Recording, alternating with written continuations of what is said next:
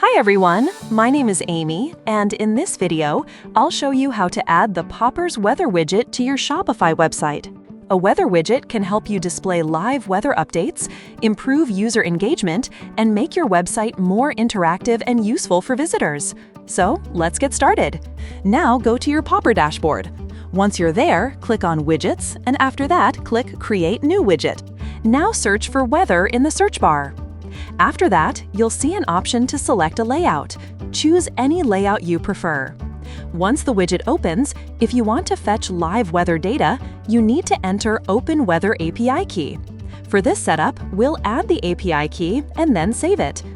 After that, we have Location and City panel settings, where you can change the location mode and update the units to Fahrenheit or Celsius. If you've selected a specific location, you can also search for a specific city. Under Templates tab, you'll find different templates that you can choose from and use on your website. In the Appearance section, the settings will change based on the template you selected, so if you switch templates, the appearance options will update too. You can also preview the widget in mobile view by clicking the option in the top right corner. And if needed, you can test it in both dark mode and light mode. This only changes the color of the editor background. Once you're happy with the customization, click Install Widget. After that, you'll get an installation code.